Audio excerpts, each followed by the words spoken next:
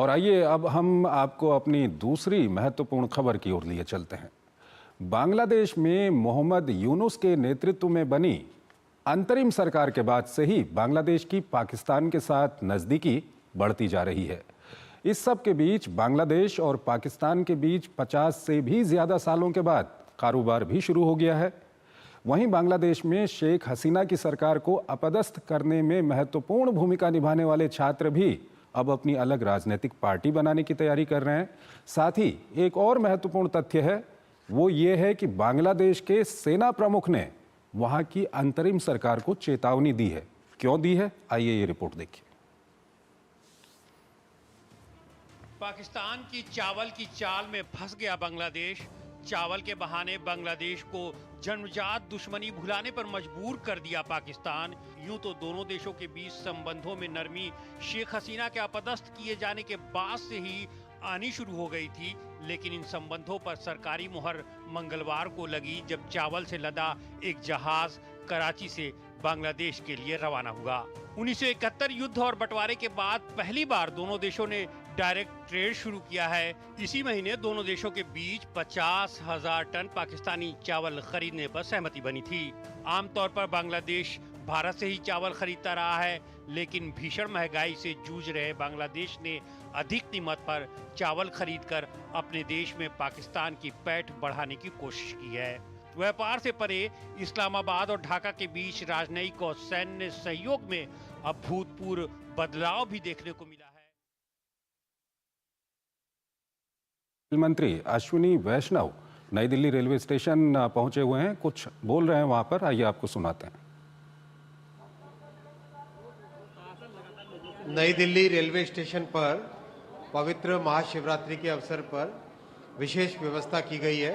Holding area बाहर बनाया गया है और जो भी पैसेंजर्स आते हैं पहले होल्डिंग एरिया में टिकट लेके उसके बाद में जो आप ये लाइन देख रहे हैं, इस लाइन में एक व्यवस्थित तरीके से सब जाते हैं और डेली 3-4 स्पेशल्स चलाने की जो जरूरत पड़ रही है उसके हिसाब से चलाई जा रही है।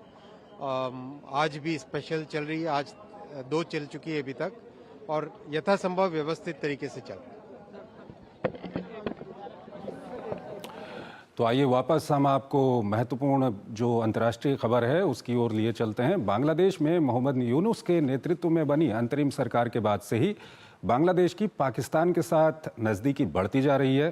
साथ ही बांग्लादेश में जो छात्र वहां पर आंदोलनरत थे शेख हसीना के वक्त पे, वो राजनीतिक दल बना सकते हैं, इस तरह की भी खबर है।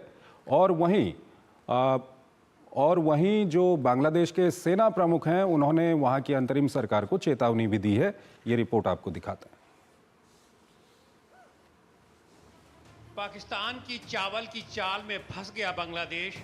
चावल के बहाने बांग्लादेश को जन्मजात दुश्मनी भुलाने पर मजबूर कर दिया पाकिस्तान। यूं तो दोनों देशों के बीच संबंधों में नरमी शेख हसीना के अपदस्थ किए जाने के बाद से ही आनी शुरू हो गई थी, लेकिन इन संबंधों पर सरकारी मुहर मंगलवार को लगी जब चावल से लदा एक जहाज कराची से बांग्लादेश के लिए रवाना हुआ।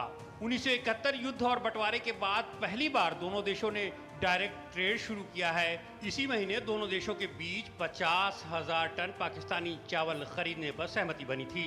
आमतौर पर बांग्लादेश भारत से ही चावल खरीदता रहा है, लेकिन भीषण महंगाई से जूझ रहे बांग्लादेश ने अधिक कीमत पर चावल खरीदकर अपने देश में पाकिस्तान की पैठ बढ़ाने की कोशिश की है। व्यापार से परे इस्लामाबाद और ढाका के बीच राजनयिक और सैन्य सहयोग में अभूतपूर्व बदलाव भी देखने को मिला है। जानकार इस दोस्ती के पीछे का मकसद आपसी संबंधों को बढ़ाना कम भारत को परेशान करना ज्यादा मानते हैं। दो देशों के बीच व्यापार में कोई दिक्कत नहीं है, लेकिन मंशा साफ होनी चाहिए। बड़ी बात यह है कि यूनुस सरकार ने पाकिस्तान के साथ अपने संबंधों को प्रगाढ़ करने के लिए अपनी ओर से भी पहल की है। यही कारण है कि पाकिस्तान से आए सामान का भौतिक निरीक्षण तक बंद कर दिया गया है। कारोबार के बहाने चटगांव में पाकिस्तान के जहाज की मौजूदगी बंगाल की खाड़ी क्षेत्र में भारत की सुरक्षा चिंता को बढ़ा सकती है। इस बीच यूनुस की अंतरिम सरकार को बड़ा झटका लगा है। शेख हसीना को सत्ता से बेदखल करने में अहम किरदार निभाने वाले छात्र नेता मोहम्मद नाहिद इस्लाम ने सूचना और प्रसारण सलाहकार के पद से इस्तीफा दे दिया है। बताया जा रहा है कि ये छात्र अपनी नई सियासी पार्टी बनाने जा रहे हैं। बुधवार को इस नई पार्टी का ऐलान हो सकता है। खबर है कि नाहिद संयोजक के रूप में नई पार्टी का नेतृत्व करेंगे। बांग्लादेश के चुनाव आयोग ने रविवार को कहा कि अंतरिम सरकार द्वारा देश के अंदर कई बड़े सुधारों के लिए 2 समय सीमा तय की गई हैं। दिसंबर में बड़े सुधारों की स्थिति में जून 2026 के आधार पर आम चुनाव की तैयारी चल रही है। इस बीच सेना प्रमुख वकारुज्जमा ने चेतावनी देते हुए कहा है कि अगर प्रशासनिक कार्यों में सियासी दखलंदाजी इसी तरह जारी रही तो देश की संप्रभुता खतरे में पड़ सकती है। उन्होंने सशस्त्र बलों से अपने अंदर किसी भी तरह के विभाजन को पनपने न देने की अपील की। सेना प्रमुख के ये बयान बांग्लादेश के ताज़ा हालात बताने के लिए काफ़ी हैं। सुशील कुमार सिंघल हमारे साथ जुड़े हुए हैं, विदेशी मामलों के जानकार हैं, उनसे हम बातचीत करेंगे। सिंघल साहब, ये रिपोर्ट हमने दिखाई अपने दर्शकों को।